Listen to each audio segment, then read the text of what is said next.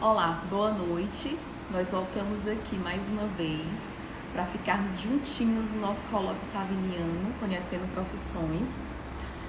É uma forma de divulgar e de conversar um pouco com os nossos alunos sobre as profissões, sobre o mercado de trabalho, sobre as carreiras, as dúvidas que possivelmente eles tenham, tá? Então, hoje o nosso convidado é uma pessoa muito querida, é o Iago Torres, ele é ex-aluno e hoje ele é formado e trabalha na Suíça como engenheiro mecatrônico. Ele se formou na Unicamp, eu vou ver aqui se o Iago já chegou, tá?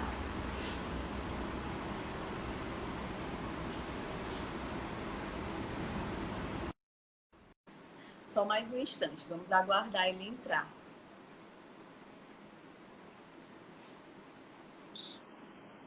Oi, Iago. Oi, Jaiana, boa noite, tudo bem? Tudo bem? Só ajeitando aqui, tá? Fazendo o mesmo aqui.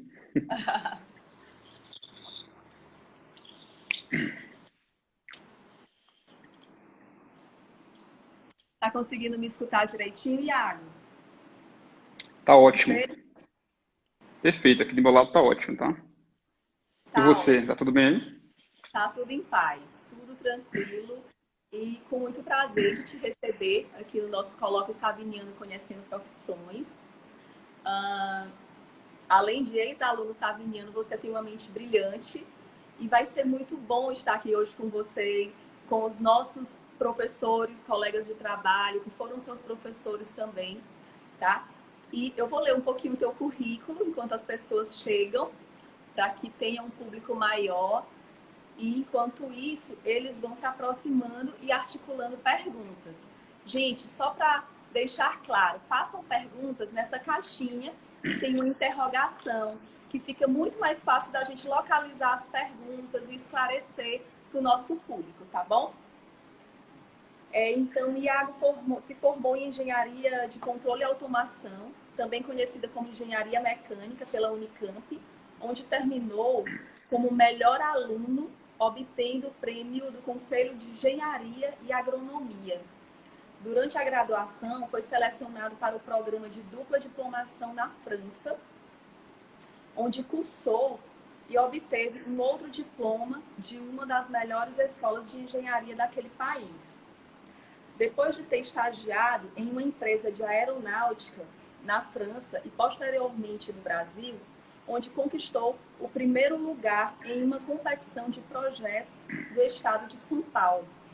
Optou por seguir carreira no ramo de engenharia financeira, em mercados de capitais, e ingressou em uma multinacional britânica em 2015, sendo convidado 2 anos depois a trabalhar na matriz em Londres. E atualmente mora em Zurique, na Suíça, onde atua como gerente europeu de operações estruturadas. E parece que tudo começou em uma Olimpíada, em um jogo de xadrez. Foi isso, Iago? Foi isso. Bom, primeiramente, boa noite, Jaiana, boa noite a todo mundo que está aqui nos assistindo. Muito obrigado pelo convite, eu me sinto bastante honrado com essa oportunidade de participar aqui do Colóquio Saviniano. E queria, já no começo da live, mandar um abraço fraterno ao professor Marcelo Sá, professor porque eu tenho um grande respeito e admiração, e para todo o corpo de professores e profissionais do CSCJ. A gente tem figuras tão queridas lá, não sei se eles estão ainda, na verdade, mas o Deusdete, a Gorete, a Netinha, então todos eles, de alguma forma, fizeram parte da formação. E dizer já de antemão também que o CSCJ é um centro de excelência de formação, não apenas acadêmica, mas também é um centro humano de formação de cidadãos. Tá? Então, vamos lá. Por onde eu começo? Você vai começar onde você percebeu na sua história escolar, porque pelo que eu entendi, tudo começou muito cedo em uma Olimpíada, né? E eu acho incrível você falar isso e tocar nessa questão, porque as Olimpíadas, elas ainda se percebem nas Olimpíadas meios em que os alunos conseguem crescer e se fortalecer emocionalmente também. Então, quando foi na tua vida escolar que você percebeu que teria feeling para engenharia mecânica? Engenharia mecatrônica. Engenharia mecatrônica. Uhum. Eu acho que o gatilho, na verdade, ocorreu na quinta série, através, como você mencionou, das Olimpíadas. Eu participei de uma Olimpíada de Matemática na quinta série e, naquele momento, obtive uma premiação, acho que inicialmente interna, depois teve a nível piauiense. E aquilo despertou, na verdade, um interesse, eu acho que mais do que pela matemática, mas pelo desafio, né? Então, aquilo me tornou um pouco mais curioso e eu acabei percebendo que talvez eu tivesse alguma facilidade naquela área e comecei, enfim, a procurar outros desafios. Conectando os pontos aqui da questão da Olimpíada de Matemática, nesse mesmo ano, na quinta série, o colégio promove todos os anos as Olimpíadas estudantis, né, de esportes, e naquela ocasião, na quinta série também, a gente tinha as Olimpíadas e você tem que escolher, na verdade, dois esportes individuais, né?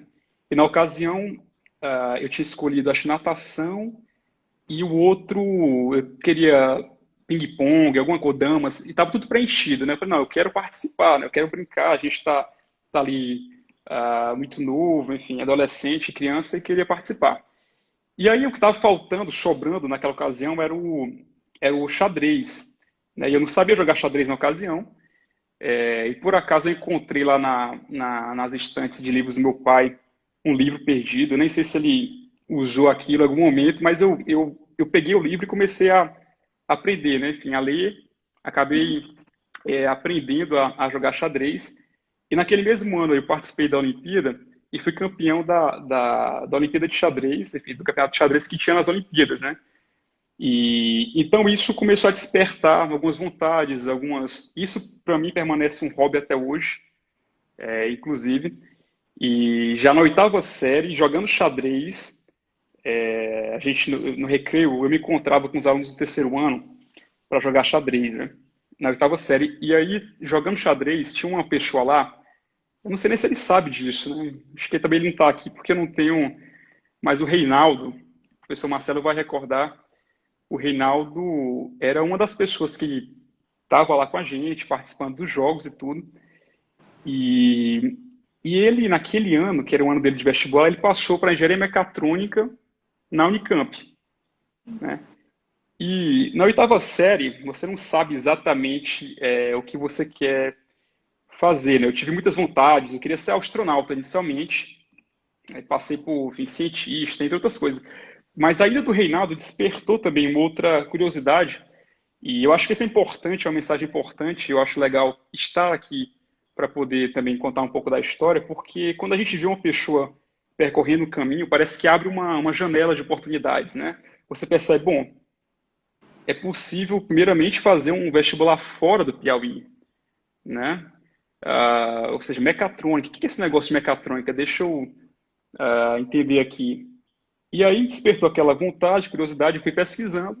E aí, nesse momento, foi quando eu acho que ali eu já botei na cabeça e queria fazer engenharia mecatrônica na Unicamp, né? Então, foi esse mais ou menos a descoberta, né?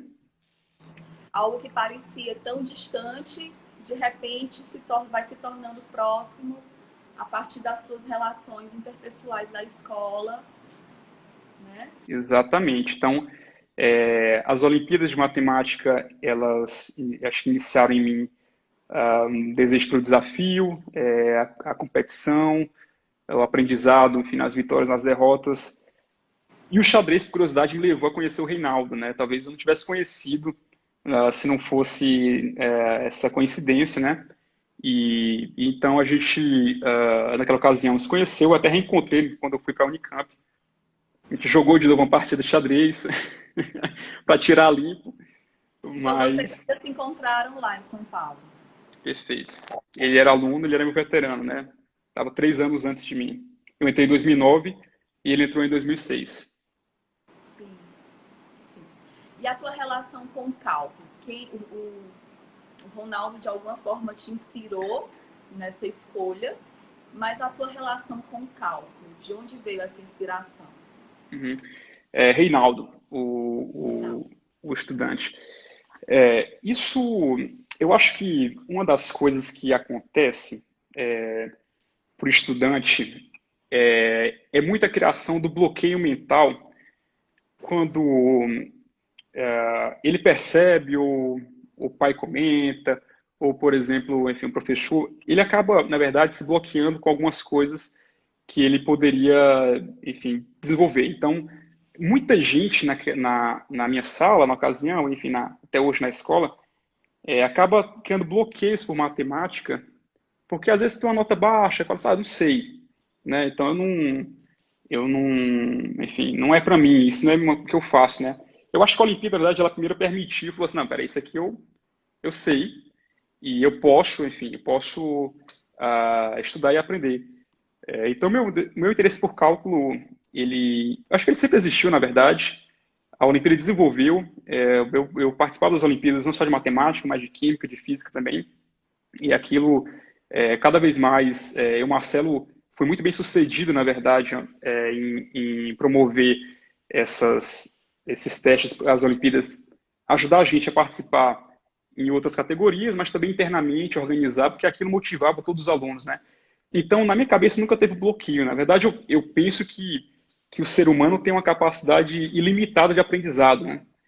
Então, assim, para mim, eu nunca tive esse bloqueio.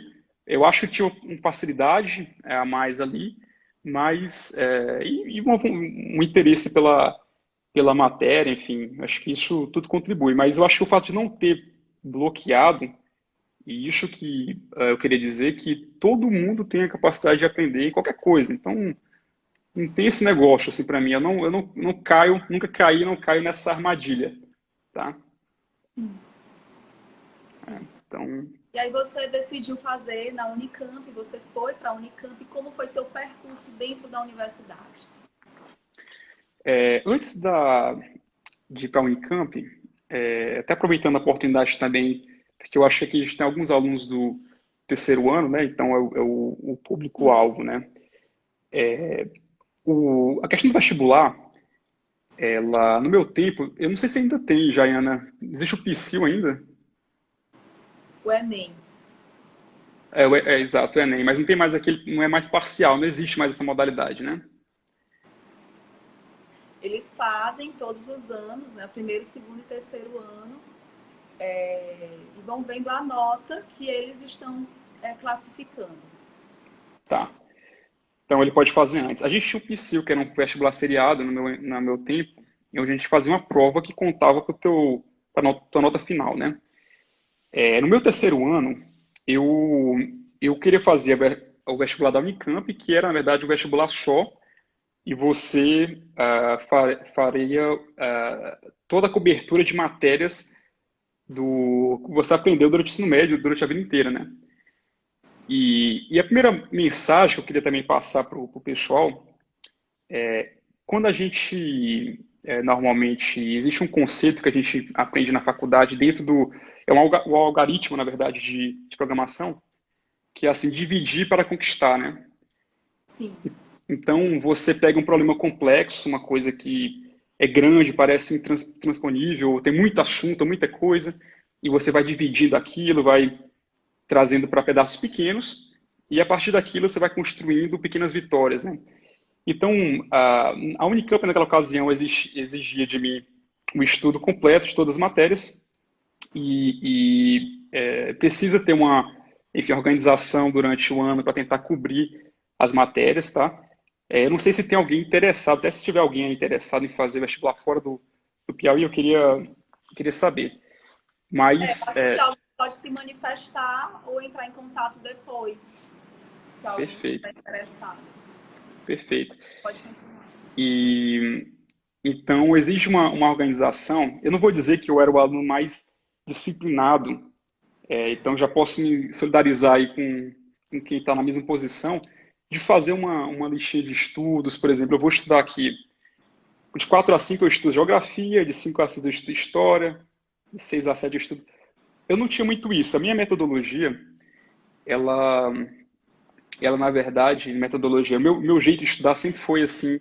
Eu era capaz de fazer longas horas seguidas, assim, Sim. né, em determinado assunto. E às vezes eu falava assim, ó, eu só vou levantar quando eu aprender esse assunto aqui, né?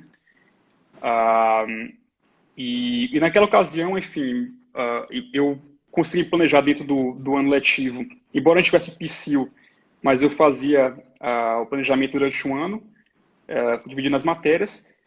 Foquei nas fraquezas também, então, por exemplo, a gente tem muita vontade de estudar só o que a gente gosta, o que a gente quer, né?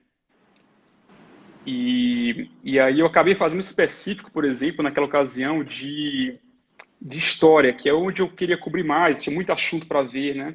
Eu nem fiz o específico de exatas, por exemplo. Eu fazia engenharia, mas eu não fiz o específico de exatas, né? E aí foi durante um ano, acho que todo mundo aí tem total capacidade. E na verdade, o CCJ, e aqui eu vou dar um testemunho muito claro também, ele dá uma base muito forte para o aluno, para o vestibular, de qualquer vestibular do Brasil. Né? Assim, eu não estou só falando isso porque, na verdade, a gente está aqui na live, mas é a realidade. Então, eu entrei já na Unicamp.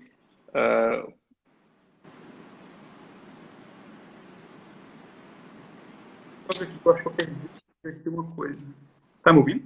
Falha aqui um pouquinho a tua voz. Voltou aqui, está ouvindo? Voltou. Sim, Tá. continuar. Então, por exemplo, o CCJ dá uma base muito forte para o aluno disputar qualquer. Eu estou vendo aqui um comentário, conexão tá ruim. Eu não sei se tá. Para você tá falhando a minha conexão? Não, eu estou conseguindo bem. Estou conseguindo te escutar. Tá. A gente vai continuar porque vai ficar gravado no final e aparece a voz. Tá bom. Pode continuar, tá bom? Tá. Então, o que acontece? Eu estava falando que o CCJ, ele dá uma base muito forte para o aluno, para qualquer vestibular. E isso tem que ficar claro, porque a gente não tem a visibilidade de outros locais, né? Às vezes pode parecer, poxa, será que a gente está em linha? Na verdade, a gente está muito em linha. É muito competitivo. E isso se percebe no vestibular, quando você faz vestibular fora, ou quando você entra, né? Então, não existe esse problema. O aluno, ele está capacitado para fazer vestibular. Você pode, enfim, hoje com o Enem, eu acho que até o Enem, eu não sei te dizer também agora se tem algumas universidades que têm a prova específica, né? Tem algumas faculdades que têm as provas particulares, né? O Enem, o aluno ele vai concorrer nacionalmente, a nível nacional, né? Tá. Há muitos anos atrás, o aluno ele tinha que se deslocar para determinada cidade e fazer aquele vestibular com a data marcada naquela cidade, correndo o risco de perder outras provas em outras cidades, né? E hoje ele faz a prova e a prova é uma só. Aí tem as faculdades particulares que não seguem a proposta do Enem, que são provas específicas das faculdades. A minha prova eu fiz em Fortaleza. Inclusive, foi de conhecer a Cristiane, que está aqui também. Eu vi que ela entrou aqui. Mandar um abraço aí para ela. Eu fiz em Fortaleza a prova do vestibular da Unicamp, né, na ocasião. Enfim, mas em matéria de preparação, queria deixar essa mensagem inicialmente para quem está assistindo. E assim, tem um professor do primeiro ano, Samuel, ele falou uma coisa muito interessante que eu também queria comentar, né? O que é inteligência, né? Assim, o que é a pessoa inteligente? O inteligente não é aquele que lê uma vez e acha que entendeu o assunto, né? Eu li rápido aqui e já entendi tudo. O inteligente é aquele que sabe quantas vezes precisa ler para entender. É completamente irrelevante se você precisa ler 2, 3 vezes, 4, isso não importa, na verdade, né? Você pode passar mais tempo em um determinado assunto, não tem nenhum problema. Você vai ser inteligente se você for capaz de se conhecer a ponto, enfim, de conseguir se gerenciar e falar, pô, eu vou ler mais uma vez, vou ler a terceira, vou ler a quarta, vou ler a quinta, eu não quero nem saber. Né? Então, isso é uma coisa muito interessante. Né? Então, a questão da da preparação também, da metodologia de estudo e tudo mais, tem muito a ver, eu acho, com um autoconhecimento e um autogerenciamento, né? Então, que não é muitas vezes o forte do aluno, mas, enfim, no nível que ainda não tem a maturidade do adulto, né? Mas que tem total capacidade, enfim, com toda a equipe de coordenação, professores, de se estruturar e fazer a prova de qualquer local do Brasil. Sem dúvida, o que você está falando é extremamente importante, porque muitos jovens hoje, eles não têm essa tolerância, né? E eles entendem que ler novamente é perder tempo, e na verdade não é, porque a cada leitura que se faz, é uma outra leitura que se tem, Perfeito. é uma outra percepção que acontece ali naquele momento. E hoje os jovens, eles são pouco tolerantes, né? Eles esperam pouco, e ao mesmo tempo que eles se esperam pouco, eles se permitem pouco nesse sentido. Eles acham que ler novamente pode ser perder tempo, pode ser sinônimo de perder tempo, enquanto na verdade não é, né? Perfeito, imagina. Não é perda de tempo, não. Eu acho que esse conhecimento é um acúmulo de informações. Eu acho que o ser humano tem capacidade limitada de absorção. Essa teoria está provada, assim. Eu confio que, enfim, eu entendo que a gente pode fazer o que a gente quiser, e o que a gente tem que se livrar na verdade, das amarras, dos bloqueios mentais que alguém falou em algum momento que você não é bom em alguma coisa, que você não pode, que isso não é para você. Esquece isso, né? Tudo é possível. Sim. E aí você foi para a Unicamp, você fez a prova, entrou na Unicamp e, com certeza, alguns preços foram pagos nessa universidade. Preços não reais, mas preços emocionais, preços de tempo. Como foram as dificuldades que você enfrentou na Unicamp? Olha, a dificuldade para quem foi uma dificuldade que vai morar fora, né? Primeiramente tem um fator, perdão, tem um fator que você está indo sozinho, né? Então você vai ter que aprender fazendo, né? Como se diz, como que você vai trabalhar dentro do orçamento mensal, como você organiza a sua kitnet, como que as coisas funcionam. Não tem tempo, você aprende fazendo. Você sai direto da casa dos pais para morar sozinho. Então, eu acho que a dificuldade veio muito. Tem um preço de morar fora, que é a questão do distanciamento dos seus familiares, das pessoas quem você ama. Então, em várias ocasiões eu perdia, no começo eu percebi que eu ia perdendo, às vezes, uma informação, um contato, de repente, fulano, aconteceu isso aqui, eu não sabia mais, eu ia perdendo esse dia a dia que hoje está bem diminuído pela questão das redes sociais. Então, assim, o ganho que a gente teve de aproximação através de meios virtuais é uma coisa inacreditável, assim.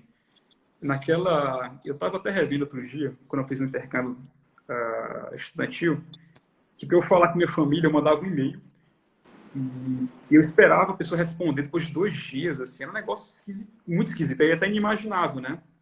Você mandar um e-mail, vamos marcar um Skype. Aí mandava na segunda, na quarta, a pessoa responde, vamos. Aí meu irmão respondia, vamos lá. Né? Então hoje não tem mais isso. Hoje é o dia inteiro você nos grupos familiares, você sabe, todo mundo manda um negócio o dia todo, então isso diminui bastante. Mas eu acho que isso foi um ponto importante, a questão do distanciamento, né?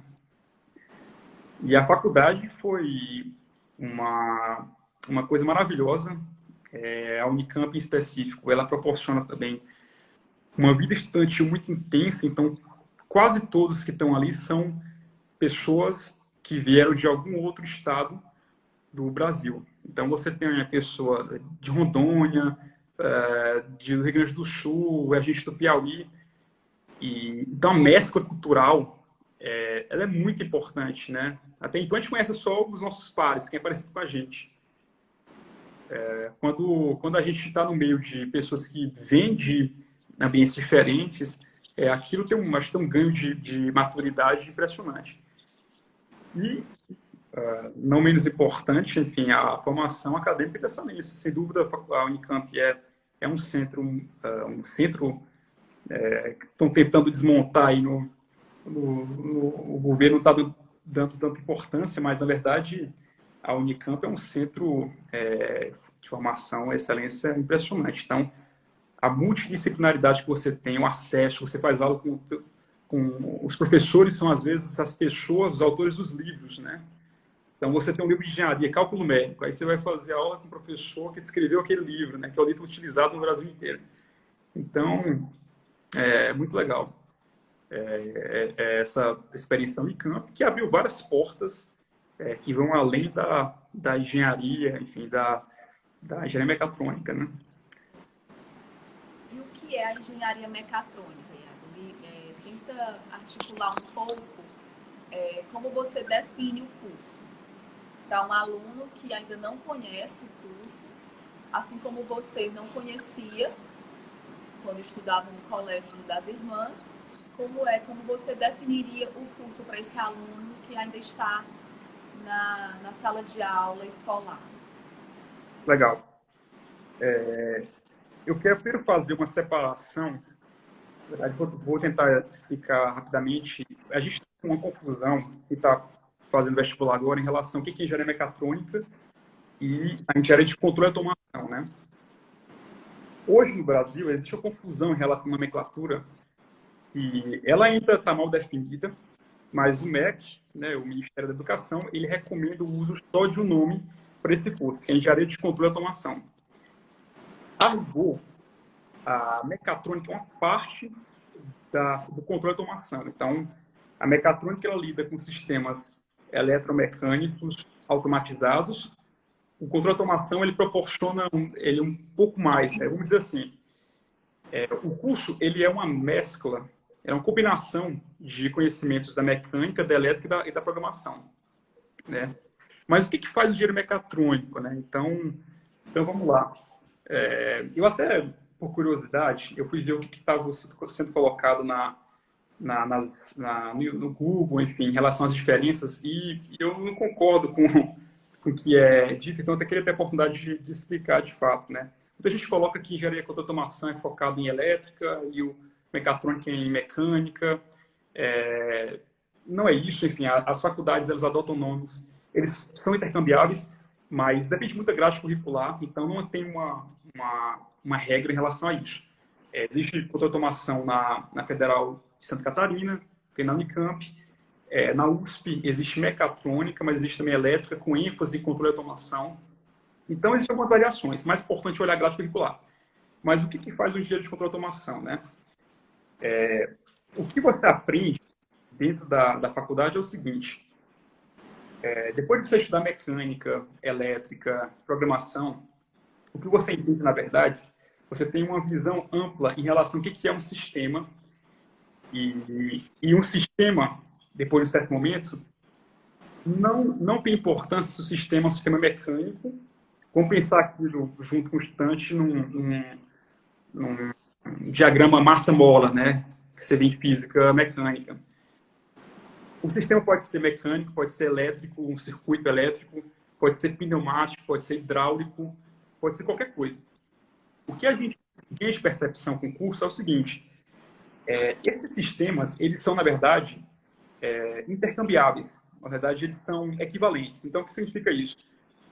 A velocidade, ela é o deslocamento dividido pelo tempo, e ela equivale à corrente elétrica, que é um deslocamento de carga pelo tempo. Ela equivale a alguma outra coisa no sistema térmico, e por aí vai. Então, a força é o equivalente da pressão, que é o equivalente da voltagem. Então, todos os sistemas, eles conseguem ser descritos de maneira que você ignore qual é o sistema e você consiga formular equações que definem o sistema. Se eu estiver complicando, você me interrompe aqui, tá? Não, tá então, tranquilo. Tá, então o que acontece? Eu vou descrever agora, por exemplo, vou pegar um ventilador e eu vou descrever as equações do ventilador. De repente, eu posso escrever as equações do sistema pneumático, do sistema hidráulico, do sistema elétrico, todos da mesma maneira. Eu vou uniformizar isso, eles são correspondentes, certo? E eu vou escrever um conjunto de equações. Estou fazendo, na verdade, uma modelagem escrevendo um conjunto de equações diferenciais, que são equações de derivadas, enfim, de fluxos. E essas equações, elas definem o sistema. Você entende o sistema como sendo um conjunto de equações diferenciais. A partir daí, o que faz o engenheiro mecatrônico é construir, propor um modelo de controle de forma que os comandos que você vai dar ao sistema, ele vai fazer exatamente o que você quer, de maneira rápida, de maneira tranquila, e ele vai se autoalimentar para garantir aquela performance. Então, trocando em miúdos, tá? Deixa eu dar um exemplo aqui mais simples em relação a isso. Então, por exemplo, um ar-condicionado. O ar-condicionado, você vai dar um comando de temperatura. Então, por exemplo, eu quero 18 graus. Você dá um comando para o seu sistema. O ar-condicionado, ele vai capturar a informação do meio através de um sensor. Ele vai processar o teu comando, o que você quer, vai tentar fazer, enfim, tomar decisões naquele momento de aumento e diminuição de temperatura a partir do fluxo de ar. E ele fica todo tempo se verificando para entender se você está ou não naquilo onde você queria. Esse mecanismo de interpretação de dados, de atuação, decisão do ar-condicionado, digamos assim, que é uma coisa muito simples, ele é, na verdade, um sistema automatizado, pode ser projetado por um engenheiro mecatrônico, um engenheiro de controle de automação. Então, você desenvolveu um mecanismo de controle para que aquele sistema faça o que você quer.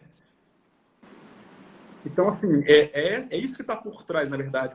Você desenvolve uma série de conhecimentos de algoritmos, de programação, para tentar modelar sistemas e construir controles, né, do curso Controle de Automação, que permitam você dominar o sistema, você controlar aquilo, você fazer com que o sistema te obedeça ali. Então, vou dar um outro exemplo muito simples, que é a máquina de lavar, que você fala assim, eu quero dessa maneira aqui, que tantos graus, tal. Então, ela pega aquilo, ela vai tomar decisões pré-programadas, de forma que ela consiga fazer a lavagem e a secagem. Ele é um sistema, a máquina é um sistema simples e é um sistema de malha aberta, porque ela não verifica se está exatamente nas condições que você pediu. Então, ela não tem uma retroalimentação. Porém, outros sistemas mais complexos, eles vão ter essa realimentação de forma que eles garantam. Tá? Então, é mais ou menos, não sei se eu consegui transmitir dessa maneira, mas é mais ou menos isso que se trata, né? O controle da automação. Sim, entendi.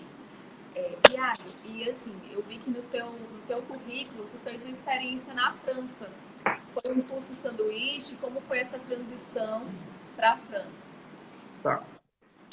Foi um intercâmbio estudantil que eu fiz entre 2011 e 2013. E esse intercâmbio, ele era... Já estava em qual período da faculdade, da universidade? Estava no quinto. Estava no quinto e ia para o sexto. Sim, ia para o sexto. Então, eu fiz 2009, 2010 e metade de 2011. Eu fiz um intercâmbio chamado intercâmbio de dupla diplomação. E é um intercâmbio... Ele não é um sanduíche, porque o sanduíche, quando você vai e passa um tempo no exterior, depois você volta, um sanduíche ali, né? O intercâmbio de dupla diplomação, na verdade, você vai cursar e fazer o percurso estudantil de um engenheiro local. Então, eu fiquei 2 anos. O curso na França tem 3 anos de engenharia. Então, eu fiz 2 anos na França. E o terceiro ano na França, o francês, ele faz um intercâmbio. Ele vai para os Estados Unidos, vai para a Alemanha e eu vou ter para o Brasil. Então, eu fiz um intercâmbio que me deu, na verdade, um diploma de engenharia da França. Então, hoje eu tenho 2 diplomas de engenharia. Um da Unicamp e um da École Centrale de Paris.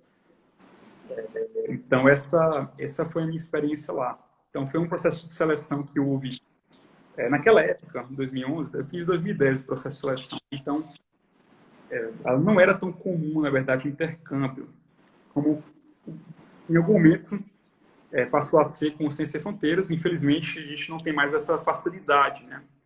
Sim. Mas são programas que tem programas, e nesse caso foi o que eu frequentei, que são programas, na verdade, não dependentes de estruturas nacionais. Então, eu fui selecionado por uma universidade francesa, com a bolsa do governo francês, outra seleção, na verdade, à parte. Então, eles financiam estudantes do exterior para poder estudarem no seu país. Então, a França tem esse propósito, ou vários países também têm. Então, não dependia tanto. O Brasil depois criou o modelo do Ciência Sem Fronteiras, que permitiu um acesso a universidades do exterior, um processo já financiado pelo governo brasileiro. Eu não sei dizer hoje como é que está, infelizmente. Eu acho que com a queda de bolsas, de pesquisa e tudo mais, começou a ficar um pouco mais comprometido esse movimento. Mas, em geral, dentro da faculdade você consegue sempre ter a oportunidade de um tocamento ao estrangeiro de alguma forma, seja um mês, um semestre, um ano, enfim, ou o meu, que foi de dupla diplomação. Sim, bacana. Iago, em algum momento o idioma foi uma limitação para você? Não, ele não foi. Eu estava preparando para ir na época, eu estava estudando alemão, eu queria fazer um intercâmbio para a Alemanha, e aí depois eu conheci o intercâmbio da França, passei no intercâmbio e comecei a estudar francês. Mas eu cheguei bem cru na língua, assim. Eu cheguei realmente sem dominar muito. Eu tive dificuldades assim, no aeroporto, na comunicação muito simples ali com pessoas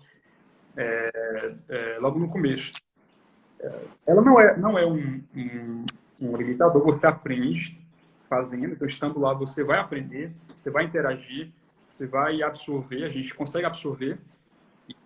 Então, e quanto maior pressão, mais rápido o ser humano aprende também. Então, eu precisava, na verdade, da língua para comprar um pão na padaria na esquina, né? Então, você vai, se você não souber como pedir um pão, você não vai comprar o pão. Pode fazer mímica, tem outros recursos também, né? Mas acaba que você, na pressão, aprende muito rápido.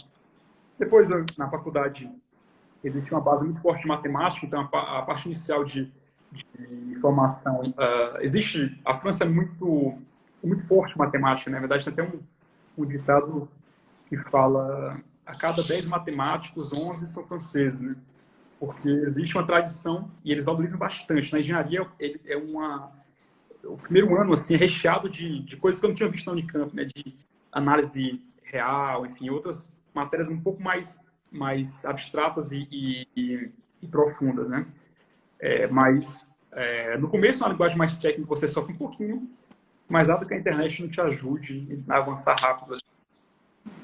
Mas, assim, isso era francês, mas eu queria até também aproveitar para falar o seguinte: o inglês,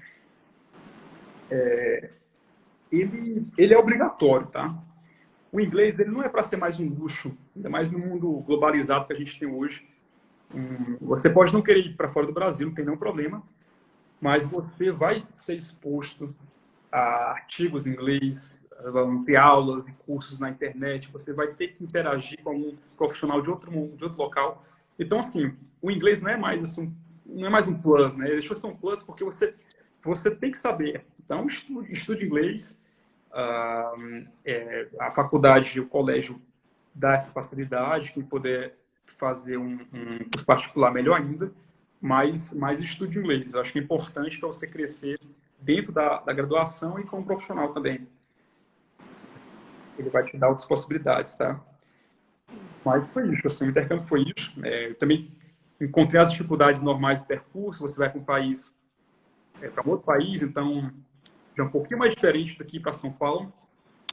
De repente você está num país onde a comida não é a mesma, não vai ter mais o arroz, o feijão e o bife. Senti muita falta no começo. O tempo não é o mesmo, então vai ter frio, vai ter calor, vai ter uma mistura. Então você não tem mais as pessoas ali que seu convívio, de repente a maneira de se relacionar, ela é diferente também. O francês não é o brasileiro, então existe uma série de coisas também ali que às vezes a gente não vê. Quando eu fui para a França, eu achei que fosse chegar e sentar à beira do Rio Sena, pintar um quadro, fazer uma coisa que a gente vê em filme, aí é uma coisa que a gente romantiza, né? Mas a realidade é um pouco mais dura do que isso.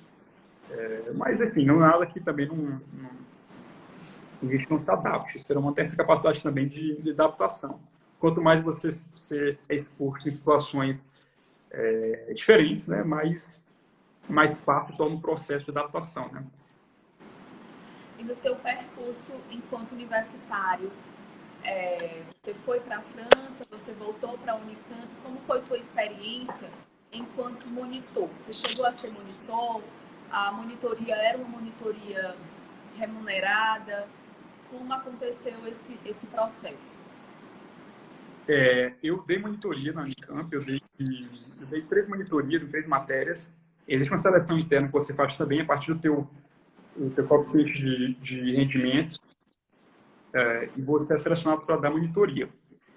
Então, as monitorias lá são pagas, na quantidade bastante relevante, para os estudantes principalmente. A gente recebeu, acho que era R$ 500 ou 400 alguma coisa, e que era bem legal, que estimulava, né? Você está fazendo um trabalho legal e você é pago por aquilo, né?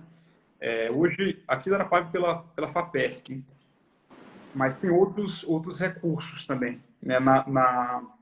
No Piauí, a FAPEP, né? Enfim, é o correspondente. Então, eu dei monitoria e fui remunerado por isso. Existem maneiras de você tentar se remunerar durante a graduação. Então, existe bolsa de estudo, como essa que eu consegui na França, mas, em geral, seja no exterior, seja no Brasil, existe sempre uma possibilidade de você se aliar a algum instituto que forneça bolsas de pesquisa,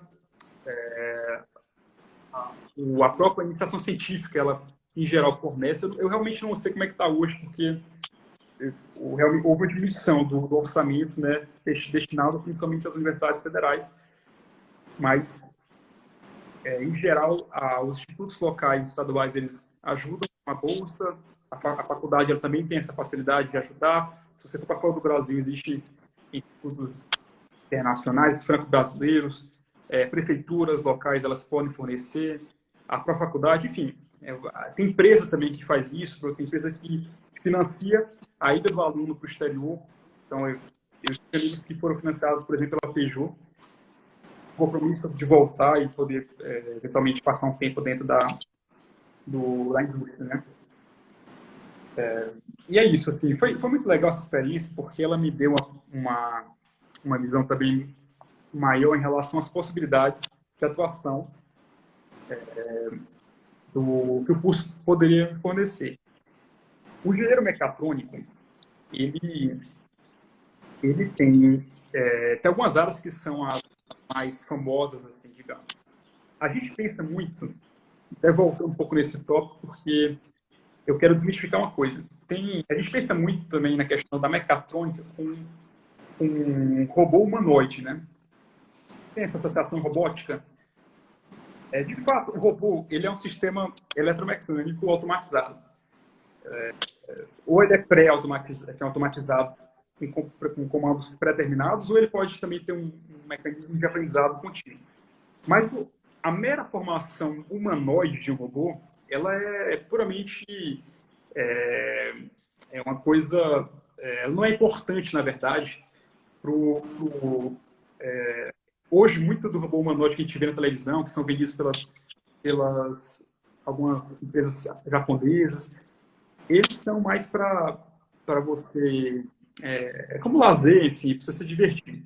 Mas o robô, em geral, se você desmontar, o que tem por trás dele é um mecanismo que o engenheiro mecatrônico, contra automação, né? Enfim, o engenheiro mecânico, elétrico e de programação vão contribuir para poder construir. Mas ele tem várias aplicações possíveis. Então, por exemplo, muito comum é a robótica industrial. Então, a gente fala de linhas de montagem, né, de indústrias, e essas linhas de montagem, elas são automáticas, vão ter que produzir produtos ali em sequenciais, de maneira sequencial. Então, o engenheiro mecatrônico ele consegue ajudar nisso. Inclusive, eu tive colegas que se uniram para poder formar novos algoritmos de programação para serem utilizados em indústrias que pudessem otimizar o processo, né, diminuição de erros, verificação de problemas. Então, eles implementaram a lógica fuzzy dentro do mecanismo de controle da indústria. Então, por exemplo, a Coca-Cola conseguia produzir mais refrigerante, vamos pensar em menos tempo, com menos defeitos, enfim. Então, tinha uma melhora, tá? Então, vamos lá. A robótica industrial é um destino possível. A robótica residencial, que a gente chama de domótica, ela é possível. Eu fiz um projeto na França nesse sentido também, que é um projeto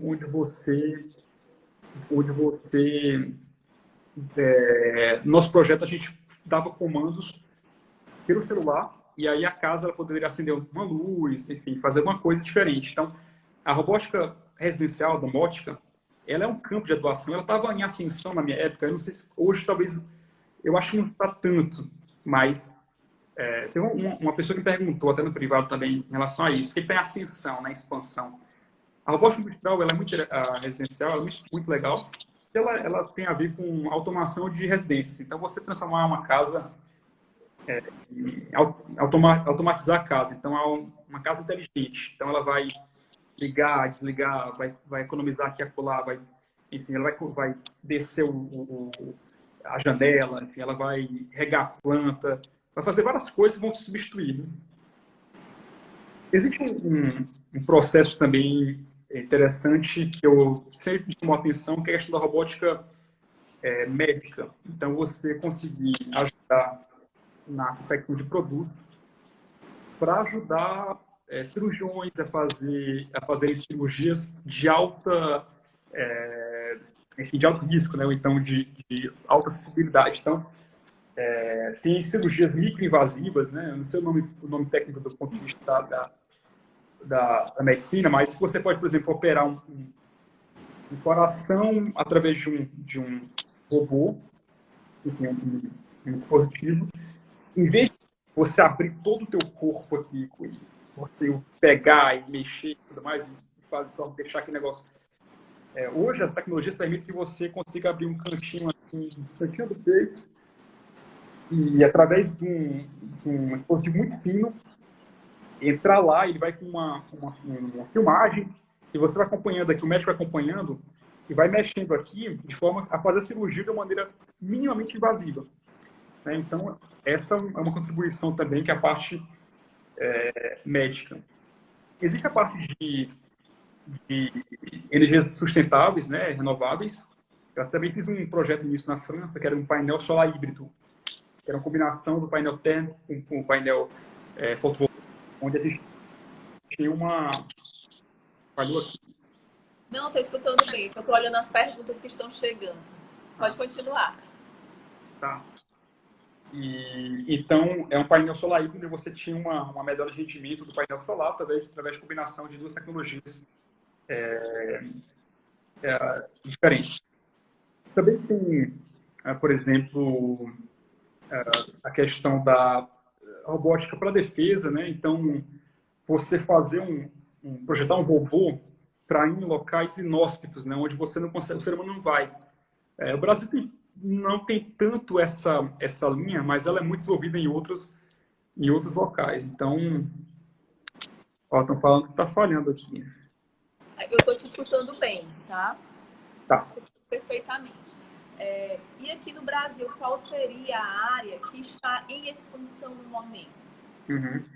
Exato. Eu acho que os que estão mais ainda em voga no momento, é uma coisa que precisa ser dita. Que o Brasil, ele acabou se desindustrializando um pouco mais forte agora, menos, enfim, e de uma forma que a indústria, ela acho que era 15% do PIB e reduziu agora, acho que para menos de 10%. A robótica industrial, acho que continua sendo como carro-chefe, sistemas embarcados, ele é o carro-chefe. Mas eu queria dizer o seguinte, que para o engenheiro mecatrônico, como ele lida com engenharia com tecnologia de ponta, em geral, ele pode encontrar uma dificuldade de se alocar, enfim, se encontrar na indústria brasileira hoje, porque existem poucas indústrias nacionais que têm o mecanismo de pesquisa e desenvolvimento, P&D, dentro do país. Né? Então, você tem empresas muito fortes, que são a Embraer, que é uma das melhores do mundo, né, que quase foi vendida para a Boeing americana. Acho que agora o Covid deu uma segurada nisso. Tem a Petrobras, que é também um orgulho nacional, a CSN, enfim, são três empresas com muita distinção. Outras empresas que permeiam o nosso campo, enfim, o nosso país, eles são uma boa parte de empresas estrangeiras, né? Então você tem, eu estagiei na GE, General Electric, tem empresas Samsung, tem várias que vão construir. Só que acontece que todo o mais desafiador do engenheiro, enfim, que motiva, é você estar participando ativamente do desenvolvimento, da criação. Só que todo o desenvolvimento das indústrias estrangeiras ele está concentrado no exterior, né? Então, você vem aqui, a Samsung vai fazer aqui, a produzir internamente o seu produto, ela vai construir aqui dentro, mas o conhecimento, as tecnologias, enfim, tudo isso está em outro país, né? Então, existe essa dificuldade hoje por essas razões na questão da indústria. Então, você tem essa situação onde boa parte do PIB está fora do Brasil, né? Então, isso é um ponto relevante que eu queria mencionar. Por outro lado, existem inúmeras iniciativas, inclusive essa questão dos sistemas embarcados, dispositivos, enfim, que são produzidos, startups que são empresas em estágio inicial, que se juntam para poder produzir e fazer uma coisa diferente. Eu ia citar um outro exemplo, questão da robótica para termos de defesa, que é quando você, por exemplo, ou para poder, você quer, por exemplo, entrar numa caverna e você manda um drone que vai fazer, por exemplo, o drone é aquele, o avião, mini avião, né, que você pode comprar para o lazer, mas ele é usado por algumas empresas para trabalho. Então, imagens, né? para tirar foto, mas a Amazon estava querendo utilizar, não sei se já teve isso no Brasil, ela teve experiência em alguns países para poder deixar produtos. Então, você fez uma compra no exterior, o exterior, perdão, dentro do seu país, aí vamos deixar, o drone vai deixar o produto para você. Então, assim, existem algumas possibilidades, mas eu acho que hoje eu citaria a robótica industrial ainda, energias renováveis, que é ainda um caminho para onde a gente tem um potencial, o Brasil tem um potencial muito forte, o que é uma empresa muito forte em energia renovável, tem os maiores parques de energia solar, energia eólica também, então tem uma contribuição nesse sentido. E a parte dos sistemas embarcados, né? Mas sem mencionar também, evidentemente, a questão da indústria médica, da residencial. Existem muitas possibilidades. Eu, por exemplo, fui parar na parte financeira. Então, o que me atraiu, no primeiro momento, eu fiz um curso na França chamado Modelização de Riscos Financeiros. E o sistema que a gente comentou, o sistema hidráulico, mecânico, elétrico, tem um sistema financeiro, que é um sistema um pouquinho diferente, porque ele é chamado de sistema estocástico, mas você consegue também elaborar o que me atraiu inicialmente, tá? Você consegue elaborar aquilo em equações também e aplicar um mecanismo de controle. Eu fiz meu TCC nesse sentido, depois eu entrei na empresa que eu estou hoje, e dentro da empresa você vai ganhando outras habilidades, vai aprendendo outras coisas e ganhando, enfim, aprendendo novas funções, executando novas funções, perdão. Mas o campo do engenheiro mecatrônico é vasto, é um engenheiro, é um profissional muito apreciado no mercado, existem inúmeras possibilidades, e eu não me veria fazendo outro curso, tá?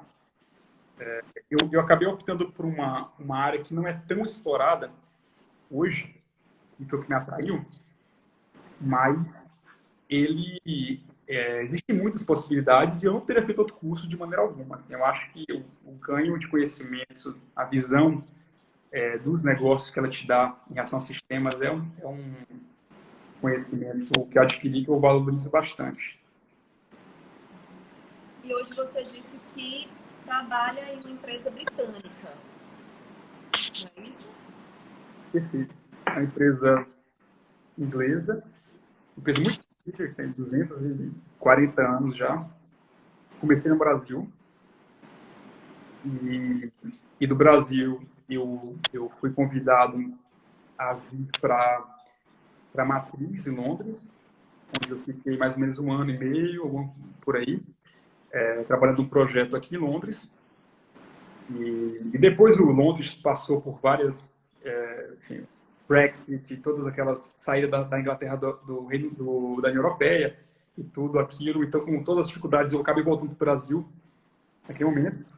E depois eu fui promovido, né, da organização como gerente de uma área. Eu vim agora, muito recentemente, aqui para a Suíça. Cheguei em janeiro, infelizmente, coincidiu com toda essa turbulência nos mercados. Veio a esse caos, né? Mas eu vim aqui com a missão de gerenciar, de fato, o time que atua na nossa divisão, que atua na Europa e no Oriente Médio, tá? Então, dentro da vida do profissional, existe um momento, eu não sei se tem essa terminologia ainda, mas a gente chama de carreira em Y. A carreira em Y, o que ela significa? Quando você vai adquirindo conhecimento técnico enfim, se desenvolvendo e crescendo, você tem um momento onde você escolhe se você quer seguir uma carreira mais técnica ou se você vai para um caminho de gestão, tá?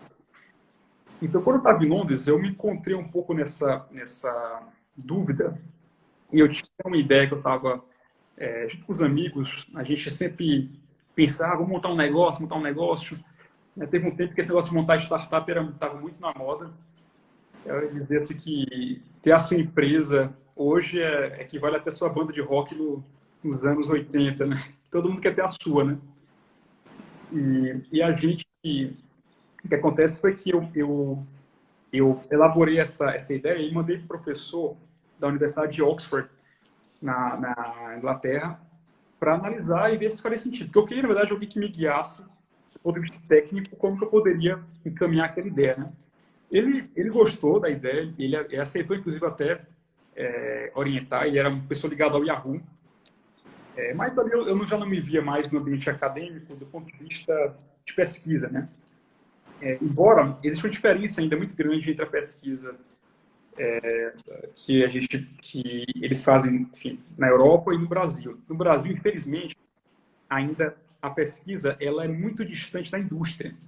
E é isso que a gente precisa fazer de uma maneira que as coisas conversem, porque muitas das teses, na Unicamp, quando eu entrei, ela era dos institutos que tinha mais patentes no Brasil. Acho que perdia para a Petrobras e estava ali com a USP em competição. Mas muitas daquelas teses, elas ficavam, na verdade, na prateleira da biblioteca, porque você não tinha um engajamento setor privado, enfim, público e universidade. Na França, quando eu fiz meu intercâmbio, ele já tinha, na verdade, você tem profissionais de indústria que estão lá dentro. Eu tive aula com professores, com engenheiros da Peugeot, por exemplo, que a Peugeot, na verdade, essa escola, ela formou o Renault, enfim, formou o Gustavo Eiffel. Eles têm uma relação muito, muito próxima com algumas indústrias. Então, eu tinha aula com um engenheiro da indústria. Então, os projetos já eram muito elaborados de uma maneira que fosse de benefício para o desenvolvimento de alguma coisa que fizesse sentido. Eu vou só estudar um dispositivo, um mecanismo para poder utilizar. Assim. Isso acho que comete esse erro no Brasil. Enfim, eu estava com a expectativa na Inglaterra, mas eu não me via mais. Eu não me via mais fazendo percurso de doutorado, porque eram 4, 5 anos onde você passaria e teria que fazer todo o percurso de artigos, conferências, apresentações e tudo aquilo que eu queria, na verdade, era montar um negócio e tudo mais. E eu... Olha, Iago, só um instante. A nossa live ela vai já encerrar. Eu gostaria de convidar quem está nos assistindo para permanecer. Eu vou iniciar uma outra live, tá?